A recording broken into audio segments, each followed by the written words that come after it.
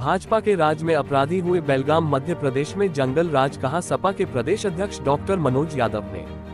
Gwalior Samajwadi party के प्रदेश अध्यक्ष doctor Manoj Yadav ने कहा है कि मध्य प्रदेश में भारतीय जनता पार्टी की सरकार में अपराधी बेलगाम हो चुके हैं और प्रदेश में जंगल राज हावी है। डॉक्टर यादव आज सर्किट हाउस में पत्रकारों से चर्चा कर रहे थे। उन्होंने चर्चा करते हुए कहा कि ग्वालियर में मेरा 2 दिवसीय दौरा है, जिसके अंतर्गत मैंने ग्वालियर में खस्ताहाल सड़कों की हालत देखी है। ग्वालियर में सड़कों में गड्ढे नहीं, गड्ढों में सड़कें हैं। वहीं ग्वालियर में अपराध अपनी चरम सीमा पर है। उन्होंने कहा कि मध्य प्रदेश में यदि अपराधियों पर अंकुश नहीं लगाया गया तो ग्वालियर ही नहीं, भोपाल में विशाल धरना दिया जाएगा। उसके बाद केंद्र में तीसरी पार्टी के रूप में उभरी समाजवादी पार्टी के नेतृत्व में दिल्ली में धरना दिया जाएगा। उन्होंने चर्चा करते हुए कहा कि ग्वालियर में भू माफिया सक्रिय है, गरीबों की जमीन पर कब्जे हो रहे हैं। शासन प्रशासन को कई बार अवगत कराने के बाद भी प्रशासन द्वारा कोई कार्रवाई नहीं की जा रही है। मध्य प्रदेश की भाजपा सरकार में फरियादियों की सुनवाई नहीं हो रही है। इस संबंध में आज ग्वालियर पुलिस अधीक्षक से चर्चा करूंगा। इसके बाद भी यदि पुलिस एवं जिला प्रशासन गरीबों की नहीं सुनता है तो ग्वालियर में विशाल धरना दिया जाएगा।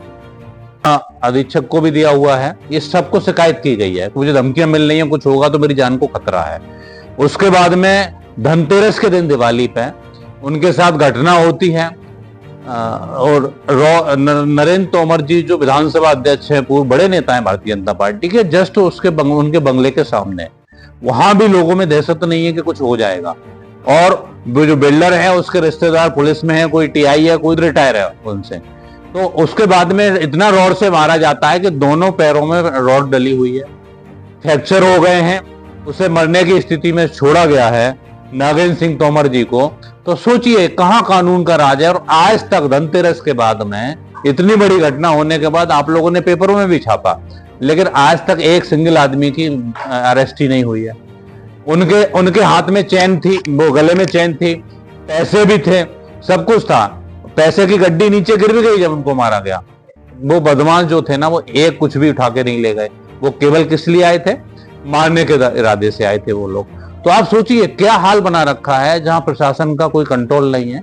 और यहाँ पे सारे बड़े नेता हैं, सिंधिया जी हैं, यहाँ पे बड़ी बड़ी केंद्रीय मंत्री हैं सिंधिया जी, तोमर जी रह चुके हैं।